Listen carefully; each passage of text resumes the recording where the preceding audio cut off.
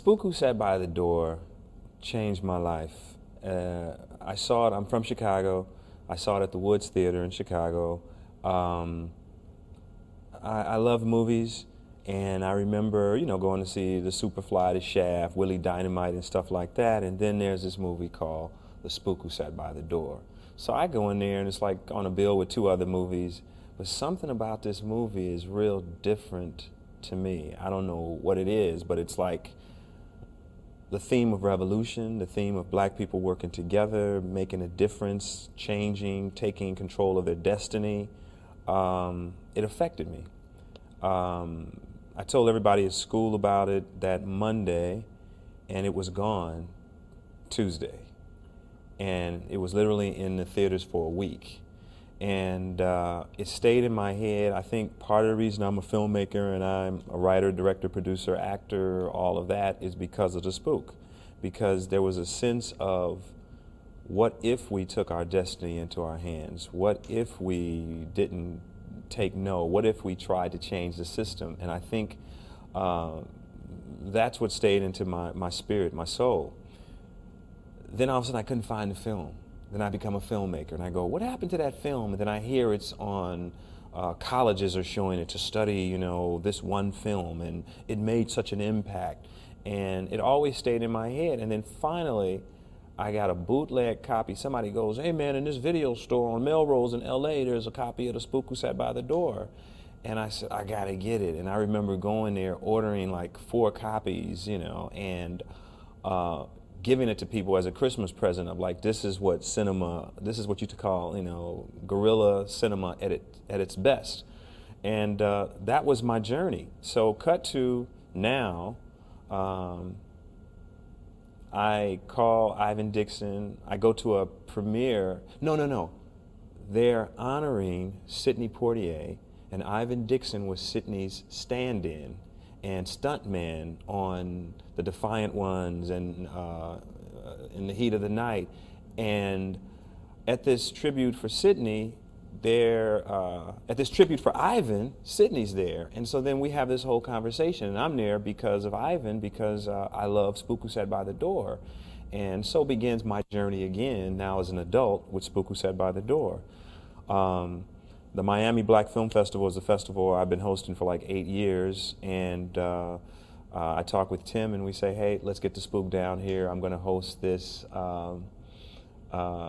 screening and then interview Sam. I had no idea what to expect.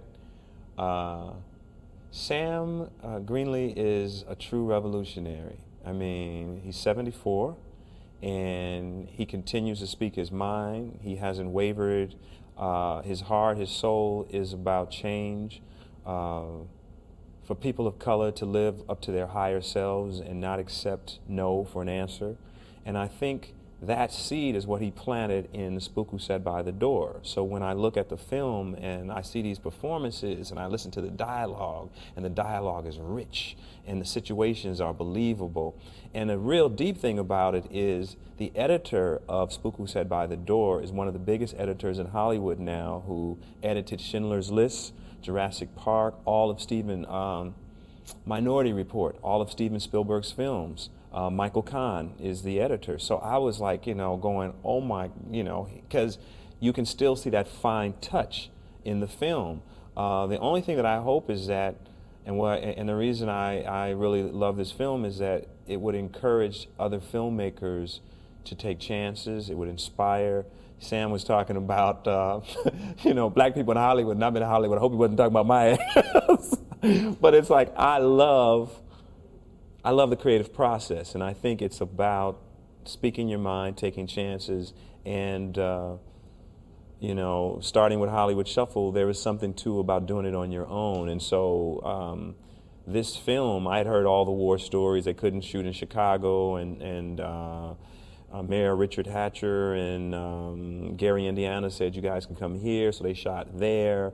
The actors, they were running out of money. And so when I think about Hollywood Shuffle, and I think, I had it hard, but then they had it 80 times harder. They've got, a riot scene outside, and people are actually turning over police cars, and they got too excited, and they really got into the moment because of the time You know, we're talking a time of, I mean, times have changed. You know, I think, you know, things have been camouflaged more, but a time where people were really trying to find an identity. You know, James Brown, black is beautiful, say it loud, I'm black and I'm proud. So there's a lot going on, and even in the film, the themes are there. I mean, so it's a very smart film.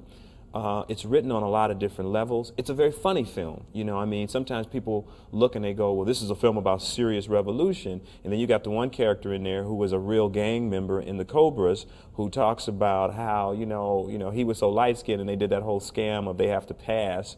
And he was like, I'm blacker than you, man. And it's really dealing with some real themes of, you know, how black are you? How committed are you? The concept of, could we work together? Could we teach each other? I think what it planted in me was the seed of anything is possible, so that when I began my journey with Hollywood Shuffle and I said, hey, I never directed a movie before, but I've auditioned with all you actors and you seem like a really good actor. Would you work with me? I don't know anything about a camera, but I want it lit like this. And you know, so that seed for me really started there. So this movie, I want a lot of people to see it because I think it's one of those hidden treasures that the audience, you know, some knew about the book, and there's a whole generation that is caught up in the bling bling, that is caught up in it's all about the money, it's not about a sense of community. And now there are no communities, not really, because they don't look each child, you know, it takes a village to raise a community.